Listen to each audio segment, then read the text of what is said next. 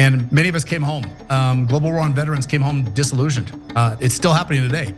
And we gathered and we said, you know what? We're done with this. We're done letting wars be fought in our name with our blood unless our representatives are going to do something about it. The original lie was Iraq. George W. Bush needed to avenge his father. He needed to finish what Daddy started. And they lied us into that war. Don Rumsfeld and Dick Cheney, God rest his soul. I have a hole in my heart that I don't get to fight that man every day anymore. But they lied us into a war. These sons of bitches don't represent us at all. And they will literally send us to go die in a foreign land so that their donors can make more money. I spend a lot of my time right now defining America first is not MAGA and MAGA is not America first. All right, welcome to the revolution. I can never say it right. Sorry, we show. Anyways, now we're gonna have a conservative join us. I love this, Dan McKnight. He's with Defend the Guard, and we're gonna find out what Defend the Guard is and find out if we love this conservative movement. Dan, welcome, brother. Thanks for having me, Cenk. Good to be here. Yeah, no problem. So tell us what it is, Dan. Yeah, Defend the Guard, we are a veteran-led organization, and we got tired of fighting in Washington, D.C., trying to get politicians to reclaim their authority and declare war before they send more of us off to fight in a war that most of us couldn't fight on a map. And after being rejected in DC, we decided to go back to the States and fight from better ground where we had a better chance and a better leverage. And we came up with this concept called Defend the Guard. And it's a piece of state-based legislation that says that the states, if they pass this bill, the governors and the legislative prohibition will keep their National Guard from being federalized if the purpose is to send them overseas to war that hasn't been declared by Congress. And it gives the governors and the states a stop check, just a moment in time where they can flip the middle finger to the federal government and say, you're not taking our men and women, our part-time soldiers, to go fight in Djibouti, Africa, or Afghanistan unless Congress has done their job and declared war, which, by the way, they haven't done since 1942. So all the wars we've had since World War II have been undeclared without the authorization of us, the people. And we've got the bill introduced in over 30 states. We've passed 7 different legislative bodies. I am a conservative, yes, and I appreciate you saying that, but we are a non-political organization looking to build a coalition, left, right, and center. And we work with anybody that's anti-war and pro-constitutional war powers, that we get the power back out of the executive branch into Congress where it belongs. Well, let me drive the partisans crazy by saying I love what you're doing, and I want everybody to go to bringourtroopshome.us, bringourtroopshome.us. But let's keep talking about this. So Washington can lose their minds. It's not like you don't know what it's like to fight in wars. 13 years in the U.S. Marine Corps Reserves, U.S. Army, Idaho Army National Guard. You did an 18-month deployment in Afghanistan. And so before I get back to the specifics of your policy proposals, which I think are brilliant, tell me what you learned from that experience. Sure, I was gung-ho. After 9/11, I actually joined back up. I'd been out and I was finishing up my college degree, and 9/11 happened and I ran down and re-enlisted right away into the Idaho National Guard because in Idaho we have an attack helicopter, an Apache helicopter battalion. And I knew that we were gonna be the ones called on to go to Afghanistan because that's what we were built for. And I ran down there, and sure enough, we got called up in 2005, 4 years after the war started. And I was honored to go. We were down in Fort Hood training, and me and all of my brothers and sisters that were down there training, 8 of us on our weekend before we left, we got in a van and we drove to Crawford, Texas. I don't know if you know what's in Crawford, Texas. That's where George W. Bush's ranch is at. We were so excited to go to the war for George W. Bush. He was our guy. We went to his ranch hoping that we could just wave at him and tell him that we had his back and we were gonna go end this thing for him and we were gonna cut the head off the snake. And so we were all fired up and ready to go. We get there and Jake, in 18 months, we had 5 different policy shifts where we went from shock and awe to winning hearts and minds to provincial reconstruction to securing their free and fair elections. We never had a defined purpose, but what we did learn is that there was no oversight. Nobody in Congress was paying attention because they hadn't declared war. They'd just written a blank check to the president and let him send us anywhere that they wanted. And so while we were there, we were watching our friends die and people come home blown up with limbs missing. And all the while, we were fighting somebody today who was our friend tomorrow. And our friends yesterday was our enemy today over there. And we could never get a real clear definition of what we were doing. And many of us came home. Global War on Veterans came home disillusioned. It's still happening today.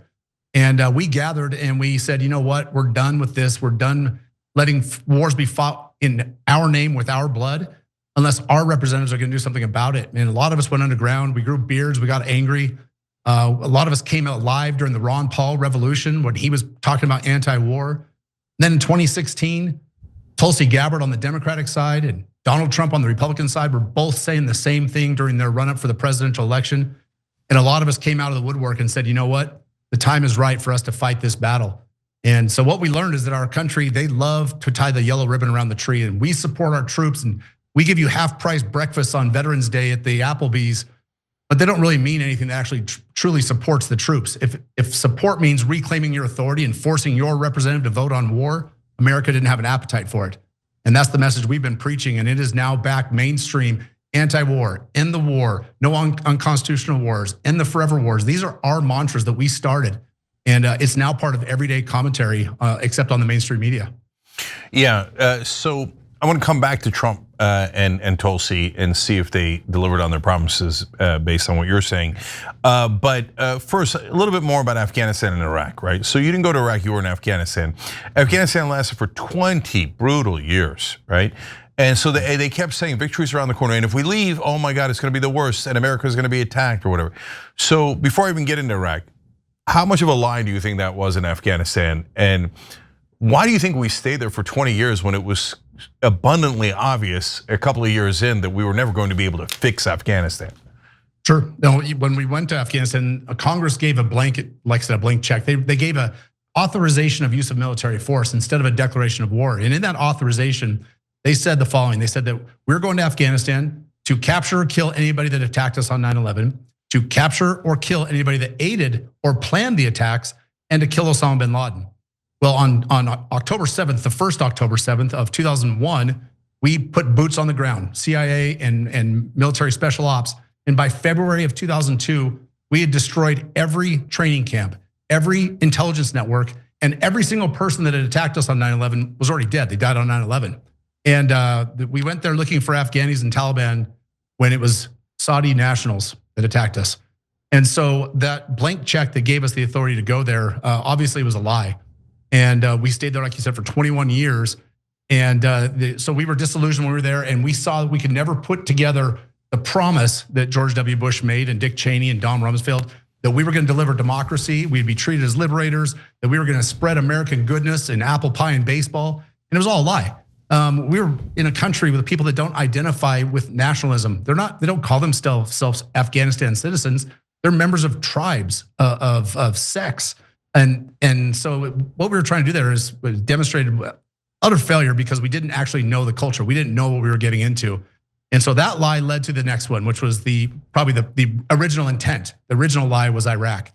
George W. Bush needed to avenge his father. He needed to finish what Daddy started. And they lied us into that war. Don Rumsfeld and Dick Cheney, God rest his soul. I have a hole in my heart that I don't get to fight that man every day anymore. But they lied us into a war, and they dragged good people into it, like Colin Powell, who traded his own soul to lie us into a war by going to the UN and saying that there were going to be weapons of mass destruction. So 2 lies back to back, 21 years. The global war on terror has now been going on for 24 years. It's spread across over 100 countries. We're in 70 nations across the African continent still today. And the National Guard is the ones that are bearing the brunt of it because the active duty military can't maintain that pace of mission. Yeah, so Dan, I don't know what makes you a conservative, but I know what makes you an American. And I love what you're saying. That's exactly, everything you said is 100% verifiable facts. So now, one last thing about that. I want to talk about root causes, right? Because so at one point, New York Times reports that you guys actually had bin Laden. I don't mean your unit specifically, but we had a bin Laden cornered in Tora Bora. And American general calls in and asks Rumsfeld for permission to pursue. And Rumsfeld says, denied. Denied. I mean, we went for bin Laden. Bin Laden, according to the New York Times and their sources, said that he had done his last prayers because he thought you guys were on the way. But Rumsfeld pulled him back. And Rumsfeld also said at a different time, Afghanistan is not good enough. It's not a target-rich environment like Iraq is, right? Now, a lot of people benefited from the Iraq war. Defense contractors did, the oil companies, when instability hit the Middle East, they made a tremendous amount of money.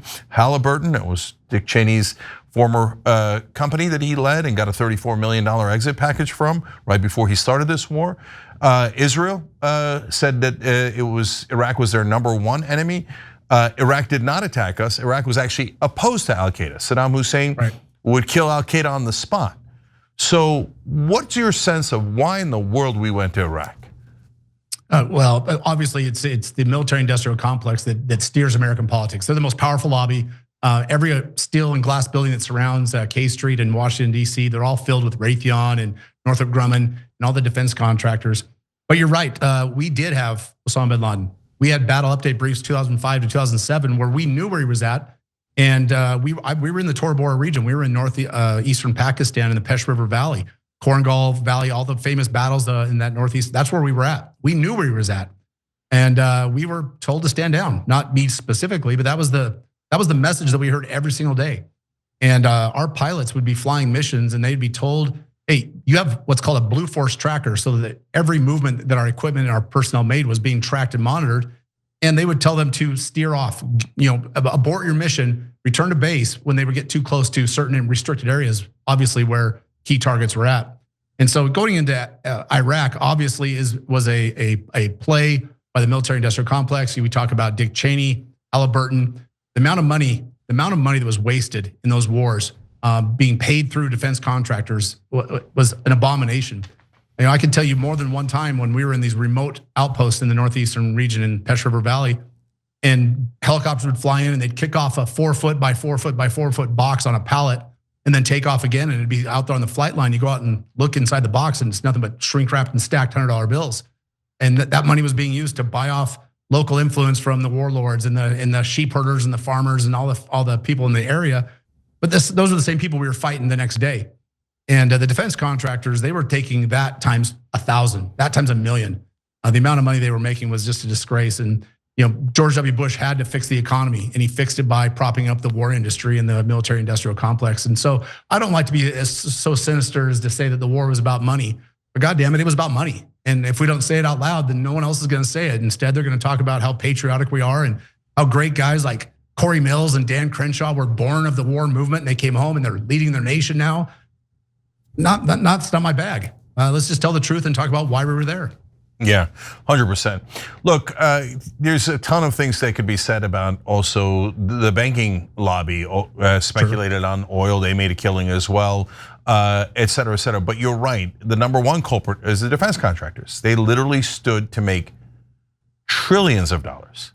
So they think nothing compared to what they're going to make in the reconstruction of Ukraine. They're going to clean up. They're going to make more in that reconstruction than all the last 10 wars combined.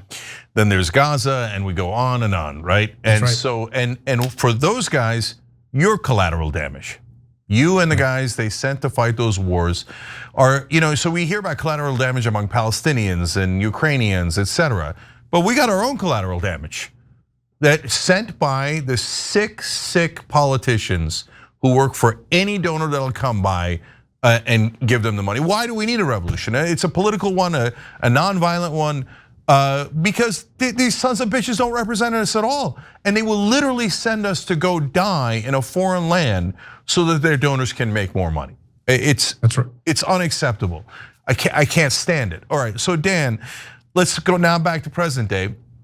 So Trump said he was anti-war. I know a lot of people supported him because of that, and the Democrats don't have a great track record, right? So Joe Biden also voted for the Iraq war, and whenever there's a war, they're like, let's fund Ukraine, let's fund Israel to commit. Now that's not even a war, that's just a genocide. Let's make sure we pay for that genocide, et cetera, right?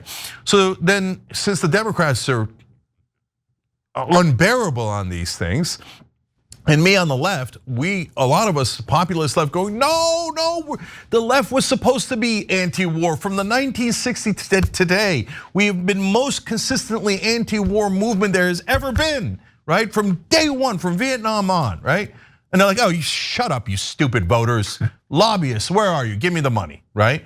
Okay, so you go to Trump, and then Trump gets in, all of a sudden we're bombing Iran. He says we're about to go to war with Venezuela. What in the world is that, Dan? I'll tell you, it's one of the most disappointing things coming from the right and working really hard in the America First movement. I spend a lot of my time right now defining America First is not MAGA and MAGA is not America First. America First is America First. It's so well defined in the words that it's used in its name. And so, we talk all the time about the wars that Trump has ended, the 8 small wars around the world. None of them were American wars, though. Let's talk about ending some American wars. Let's look at the war that we're fighting in Central America and South America right now. Venezuela, we are at war, whether you like to say it or not. We are at war with a nation that did not attack us. Sure, they're helping provide some of the drugs that are coming across our border, but that's not, they keep talking about the fentanyl crisis, and that's why we're in Venezuela. Well, the fentanyl's not coming from Venezuela, it's coming from China. I think Venezuela is just table stakes. It's the smallest thing you need as a warmonger to show that you still have that bloodlust, and they're an easy target. We're not going to lose a life fighting them, and it's disgusting, and I hate to see it. If Venezuela was so much of a threat to America that we did need to go down there and bomb their little speedboats coming across the Caribbean, then I'd say, you know what? I'm all in. Send me, but let's vote on it in Congress. Let's make the 470 or whatever it is people in Congress that represent us, that have our authority, make them give the informed consent of the American people. Make them have oversight. Make them restrict it. If the president's going to go fight without that authorization, then they need to at least hold his feet to the fire on the war powers. They need to do something to show that they're not a feckless body. Look what they did today. They're celebrating this giant win of getting the Epstein files passed, by Thomas Massey, who they say, oh, Thomas has never passed anything, but he passes this bill. It's gonna do nothing. That file's been scrubbed. It's been cleaned. I want Congress to stand up and unify, left, right, and center. Stand up and unify. The way that they stood up for that bill with Thomas Massey and the Epstein files, stand up that way when it comes to sending your sons and daughters, your neighbors, your tradesmen, your police officers and firefighters, sending them as National Guardsmen off to fight in a war that you didn't have the balls to authorize. If you want us to fight Venezuela, stand on that hill, stand on it and defend it, but they won't do it. Yeah, so look, the congressmen are almost never going to represent us. That's why when like 3 of them here, Massey, Marjorie Taylor Greene, and Ro Khanna, kind of did a rebellion, a revolution within Congress. They were first derided. Of course, they were immediately called anti-Semites. Sure. Like what in the world, right? By the way, you're using America First. Now mainstream media has started a campaign to say America First is anti-Semitic because Nick Fuentes uses it. So that's it. No one's allowed to say America First. We're not allowed to say, look, I'm not part of the America First movement, but what do you mean you're not allowed to say America First? What is that? That's insane, right? So, okay, and I say Americans first because I want the voters represented, right? But I don't know if that's been canceled yet. I don't know if America has been canceled yet. So, Dan, what we're asking for is core American principles. For example, in the Venezuela conflict, it's not even a conflict. They're just sitting there. We're just bombing them, right?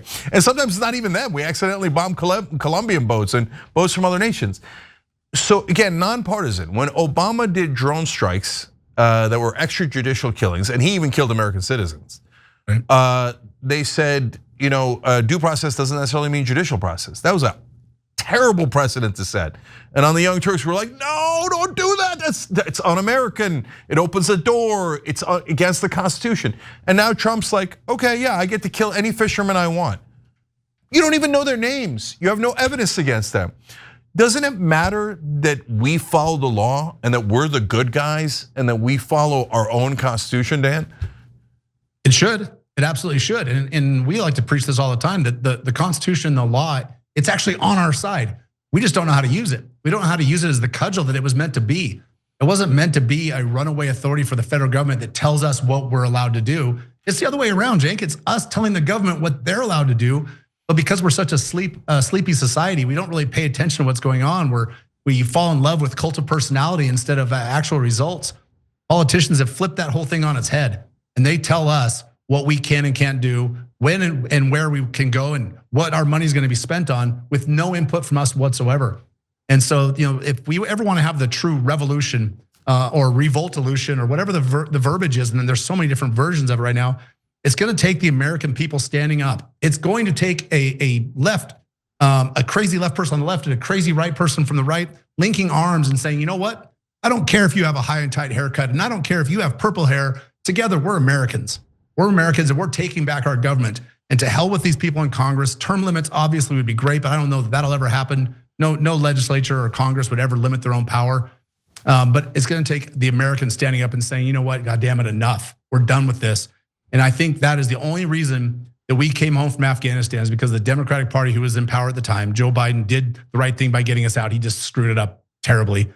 They had to get out of Afghanistan because whoever was going to be in power one more day with both of those ugly wars still going on was going to pay the ultimate price. We were almost at that tipping point. And they walked us back just for a minute, let us get comfortable, let our mortgage rates come down, let the price of groceries get comfortable again, and then bam, hit us with 2 more wars. It's just the cycle, wash, rinse, repeat. And until we do something about it, it's never gonna change. Yeah, but I think the Epstein files action showed that we can make a difference and that we might be able to do this thing. And I love your idea. So I'm gonna come back to that idea in 1 second. First, I wanna agree with you on Biden. No question, getting out of Afghanistan was the best thing he did, and I gave him a lot of credit for that. Okay, so number 2, I was talking about like the hippies from the 1960s who were against the Vietnam War. Wouldn't it be beautiful and amazing if the hippies and the veterans got together and said, yeah, that's it, we're done. And by the way, that's actually kind of what happened in the Vietnam War, right? That's right. And it got big enough of a movement of actual Americans that it made a difference. And so, and the left and the right both emphasize the Constitution, right? But our politicians never follow it. And so that brings us back to your idea. Because if you follow the Constitution, it is not unclear who should declare war. It is crystal clear. Congress declares war. So if we're going to war, and by the way, bombing boats and killing American citizens abroad like Obama did, et cetera, and constantly drone striking different countries, those are acts of war.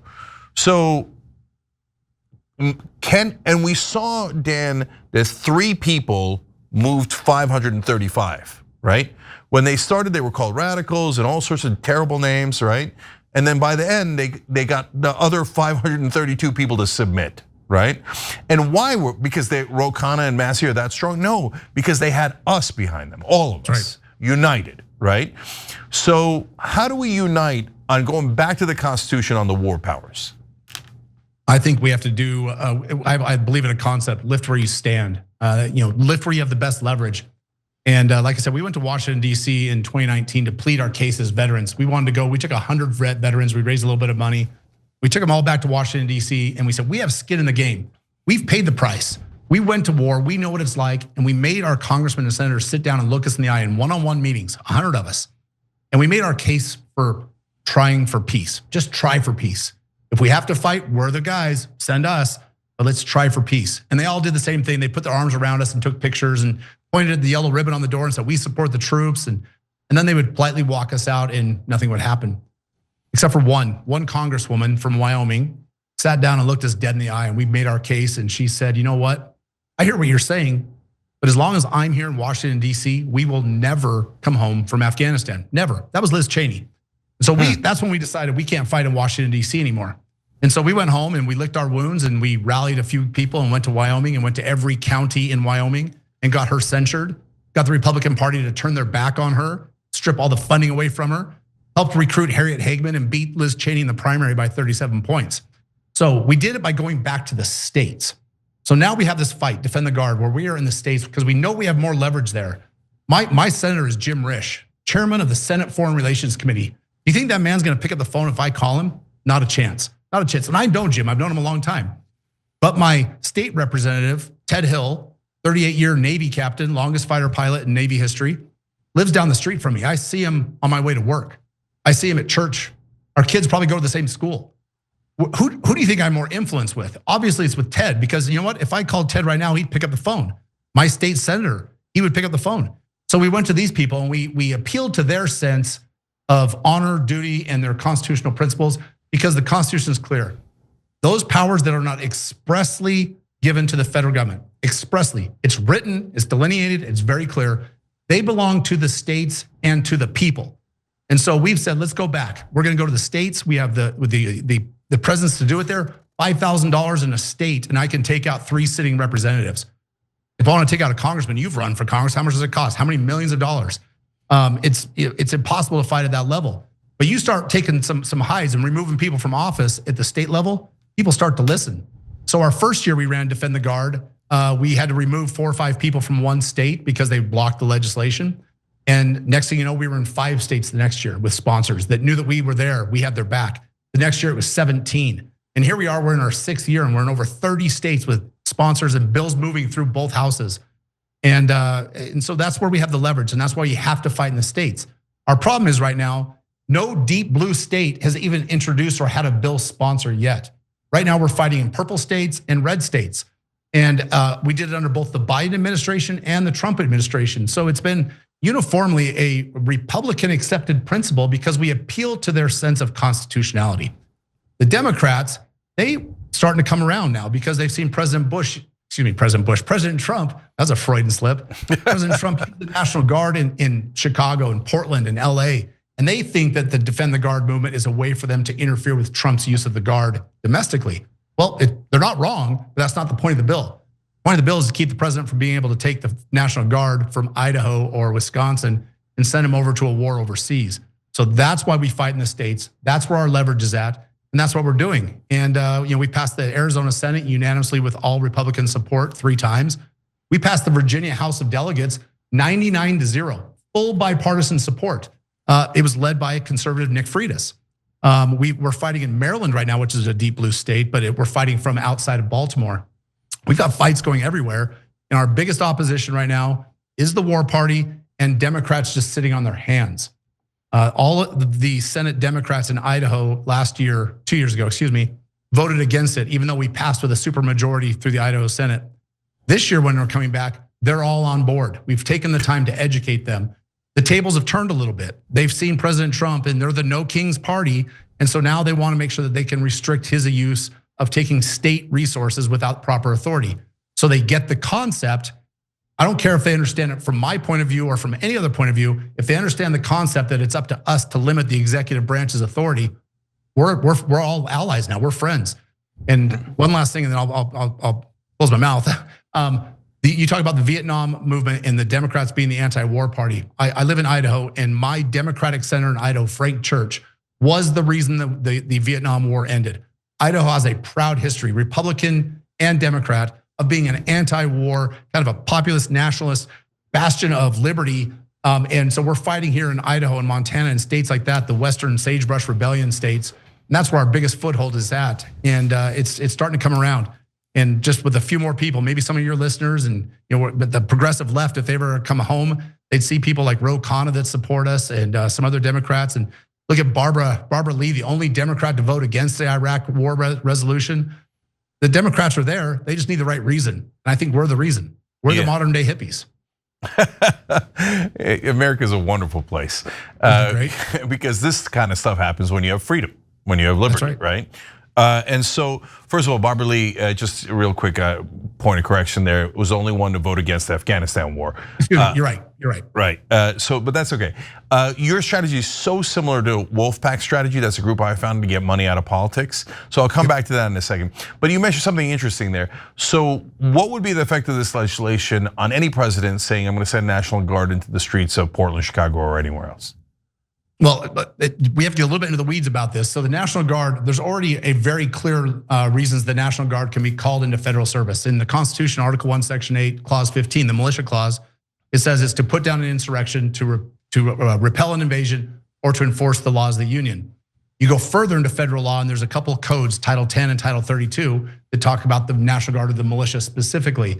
And one of the express purposes that the National Guard can be called into federal service is to enforce federal law or to put down an insurrection or to suppress a rebellion. These are things that can actually be done, but it requires the president, who is the only person that has the authority, to declare an invasion or to declare a rebellion. And that's part of the law that's missing. And so the concept, I love that the country's talking about this right now. The Defend the Guard legislation is not specifically about limiting the domestic use of the National Guard, although the principles are identical. If the president is taking assets from the state, taking sons and daughters, our tradesmen, our part-time citizen soldiers from Idaho to go patrol the streets of Memphis, he should have to do it with proper authority. And those already exist. So Defend the Guard is a state-based bill that aligns with federal law that's being ignored. It actually supports the federal law that's already on the books. And it's interesting that in Title 10 of US Code, Section 10.3.12, I think it is, it says that the National Guard can't be called into federal service to fight overseas wars that have not been declared by Congress. It already says it in the law, but they ignore it. So passing it in the states will give the governor and the legislatures of the states a chance to just hit the brakes for a second and say, you cannot take these people. You can't take them for the purpose that you want them because you don't have the authority.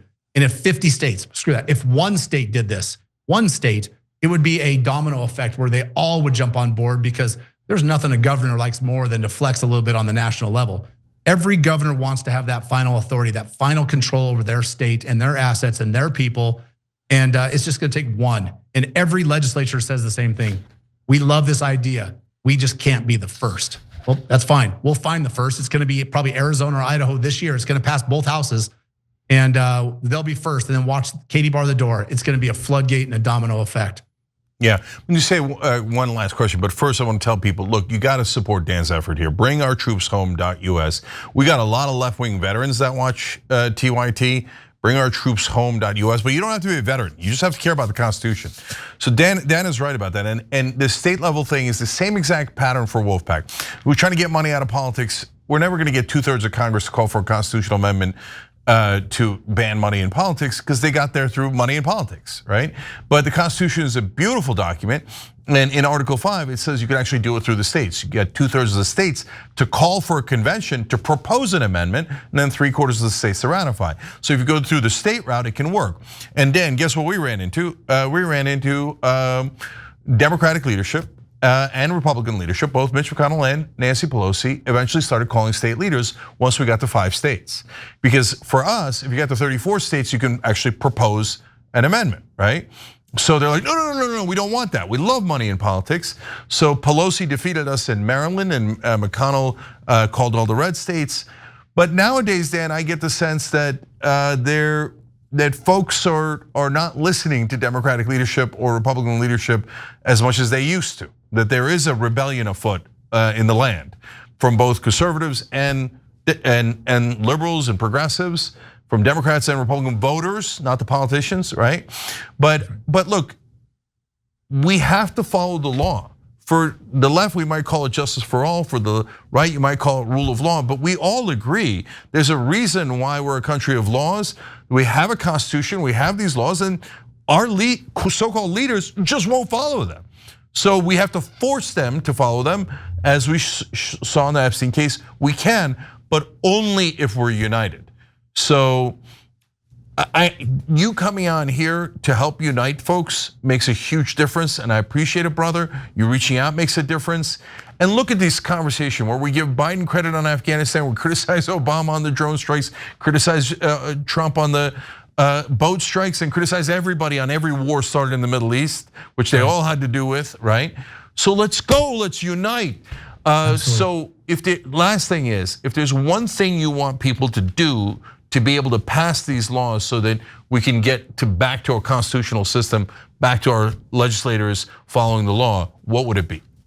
Yeah, you've already brought the website up, BringOurTroopsHome.us. That's our organization's website. But we also have DefendTheGuard.us, which is about the legislation specifically. Either one of those websites, go there, enlist in the movement. Put your name, your address, or your email address, and let us start sending you our content so you understand what's happening and when the fight's in your state. That's the first one. Number 2, chip in. We are funded by small dollar donors. We only have 3 total paid people in our entire movement, 3 of us. And I'm doing this volunteer, I don't take a dime, and we're running this thing across the country. I need to bring on more people, so chip in a few bucks a month, cup of coffee, 20 bucks here and there. If you're an angel donor, I'll take your money too, but I don't want any corporate money at all. We want individual donors. And then number 3, when it comes time to fight in your state, show up. Show up, and we fill testimony rooms, hearing rooms at state legislatures. When it's time to introduce the bill, we pack the room with veterans, with family members, with spouses of soldiers that have come home and taken their own lives. And when we're in California and we get it proposed, Cenk, I'm gonna ask you, come testify. That's what I would ask of you. Help fill the room. We are a movement of the people. This is a very, very pro-people, pro-American first. I love the way you said that, and I'm gonna start using it. I hope you don't mind. This is something we have to do to take back our country, because all the things that people are watching the news about and fighting about on social media, cost of homes, social welfare, social programs, all those things are secondary to the most important issue that we're facing today. And that's the survival of our country, keeping it from becoming an empire, and stop killing people all around the world in the name of democracy. If we can't get that right, it doesn't matter what the tax code is. Yeah, 100%, and I would love to help in California, certainly accepted. And we're gonna bring the Dan McKnights and the Ben Cohens of the world together. Ben Cohen is one of the founders of Ben and Cherries, about the most anti-war guy you'll find in the country. Right. If we can unite Vermont and Idaho, you know what we're gonna get? we're gonna get America. A movement. Yeah. I'll tell you, there's nothing the establishment hates more than when the left and right unite. Love it. All right, everybody. Dan McKnight, defend the guard and bring our troops home.us. Dan, thank you, brother. Thank you for being a true American and for fighting for the Constitution.